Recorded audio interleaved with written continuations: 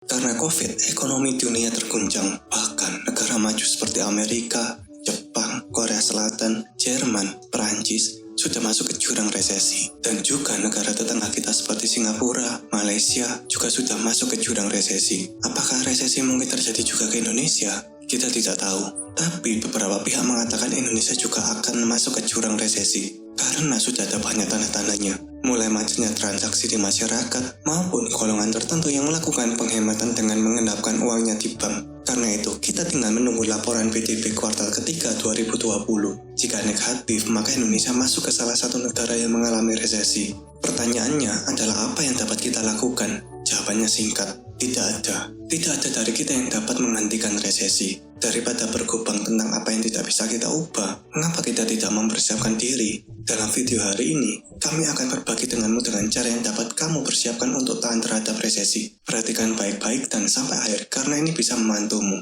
Sekarang, mari kita mulai, oke? 8. Melunasi kredit berbunga tinggi. Kami tahu ini terdengar seperti logika biasa, tetapi logika biasa ini nggak dilakukan oleh orang-orang kebanyakan. Sementara kebanyakan orang tahu bahwa mereka seharusnya sudah melakukan ini. Nyatanya, itu tidak dilakukan karena menganggapnya sepele ataupun ada yang menganggapnya ini hal sulit. Pada dasarnya, akan lebih baik untuk melunasi semua hutangmu. Tetapi jika kamu tidak bisa, mulailah dengan kreditmu yang memiliki bunga dengan nilai tertinggi. Alasan mengapa hal ini sangat penting adalah ketika resesi terjadi, kemungkinan PHK itu 50 kali lebih tinggi dibandingkan dengan periode ekonomi normal. Begitu kamu kehilangan pekerjaanmu, kamu bisa-bisa tidak memiliki sumber pendapatan untuk melunasi hutang-hutangmu. Sehingga kamu harus mulai menjual asetmu untuk menutupi pengeluaran. Itu bisa dimulai dengan menjual barang-barang di rumah, kendaraan, bahkan mungkin juga bisa rumahmu. Dan bisa-bisa jika kamu berkeluarga bisa berpengaruh ke pendidikan si anak. Dan mungkin tidak berakhir dengan perceraian dan menjadi seorang tunawisma. 7. Dana darurat. Apakah kamu punya dana darurat sekarang? Jika sesuatu yang tiba-tiba terjadi hari ini, apakah kamu bisa mendapatkan uang secepatnya? Statistik menyatakan bahwa 40% dari seluruh penduduk Amerika Serikat tidak akan bisa mendapatkan $400 jika terjadi keadaan darurat. Dan hanya 15% penduduk yang memiliki dana darurat yang bernilai cukup. Aku menyebutkan data di Amerika Serikat karena untuk mencari data ini di Indonesia, aku tidak bisa menemukannya. Jika Amerika Serikat saja datanya menunjukkan nilai segitu, apalagi Indonesia. Ini hanya menunjukkan bahwa sebagian besar orang belum bisa mengamankan diri mereka sendiri secara finansial jika terjadi keadaan darurat terjadi. Aturan terbaiknya adalah kamu bisa menyimpan dana hingga 6 bulan dari pengeluaran bulanan biasanya. Tapi idealnya, akan lebih baik jika kamu bisa menyimpan cukup untuk 12 bulan ke depan.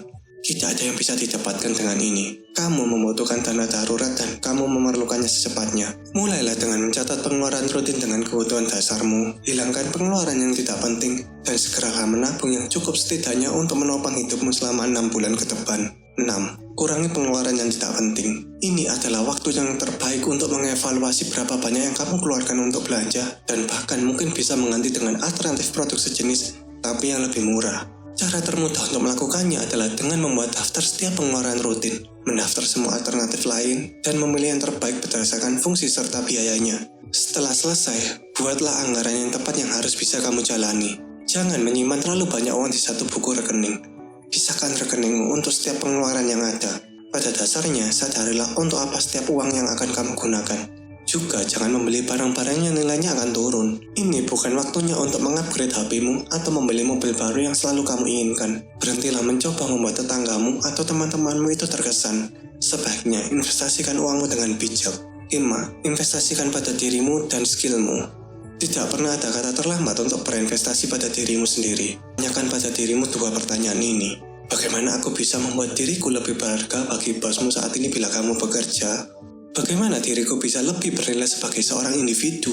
Ini mungkin tampak sulit untuk dicapai, tetapi yang mengejutkan adalah ini adalah salah satu hal termudah untuk dilakukan. Kamu dapat melihat jenjang karirmu dan mencari kursus online yang dapat meningkatkan CV-mu.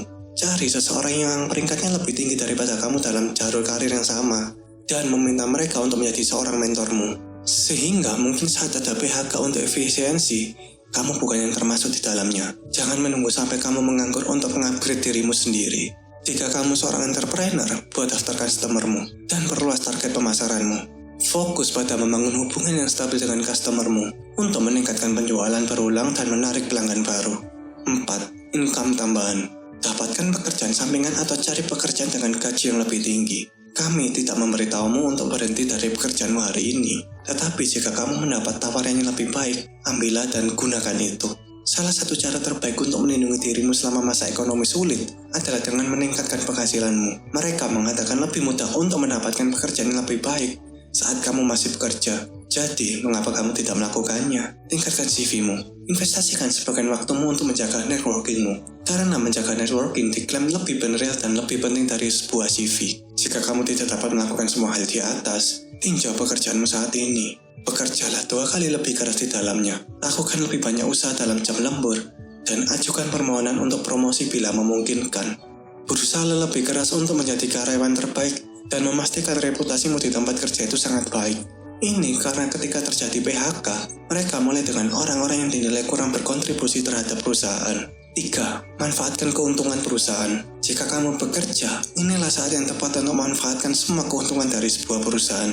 Manfaatkan jaminan kesehatan yang kamu miliki saat ini, karena tidak ada jaminan kamu memilikinya selamanya. Karena selama masa resesi, ada banyak orang di PHK. Ini berarti kamu harus memenuhi semua tagihan kesehatanmu sendiri. Jadi, coba lakukan full medical check-up. Dan jika ada masalah, segera lakukan pengobatan karena itu masih ditanggung perusahaanmu. Atau jika itu masih di-cover sebagian, lakukan itu segera. 2. Siapkan rumahmu untuk keadaan darurat. Apakah kamu siap menghadapi pemadaman listrik, bencana alam, kerusuhan sipil, atau penutupan bank yang tidak terduga? Apakah kamu akan bertahan selama seminggu tanpa akses ke bahan makanan atau uang? Nah, jika jawaban untuk semua pertanyaan itu adalah tidak, izinkan kami berbagi beberapa tips untuk mempersiapkan diri. Walaupun hal di bawah ini jika terjadi dalam kondisi ekstrim, mungkin seperti tahun 98. Pertama, pastikan memiliki kebutuhan dasar yang tersedia. Ini termasuk makanan ekstra dan membeli lebih banyak makanan instan dengan tanggal kadaluarsa yang lebih lama.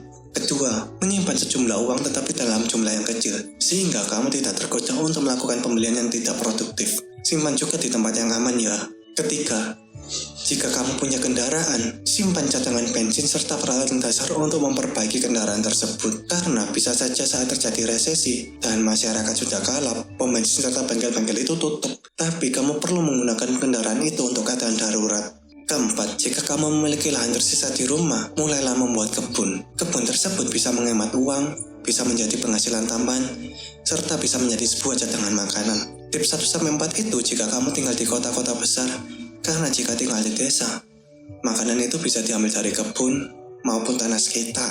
Sekarang, tip ini belum tentu apa yang dapat kamu lakukan untuk mempersiapkan diri, tetapi apa yang harus dilakukan ketika itu terjadi. Ini bisa menjadi hal terpenting yang dapat kamu lakukan untuk meningkatkan keuanganmu selama resesi dan mungkin meningkatkan pendapatanmu setelah resesi usai. Perhatikan baik-baik tip terakhir dan krusial dari kami ini ya.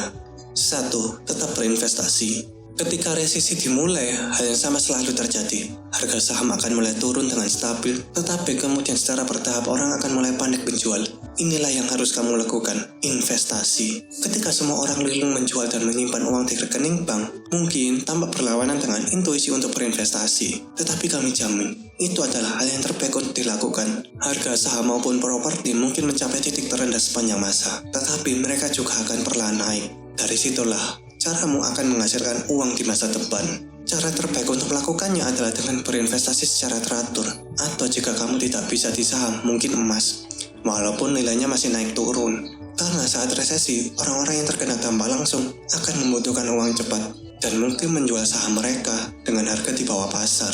Dan mungkin itulah saat yang tepat bagi kamu membelinya dan mendapatkan untung di masa depan dengan berkali-kali lipat. Jadi, mungkin resesi yang akan datang harus dilihat sebagai peluang, bukan sebuah bencana.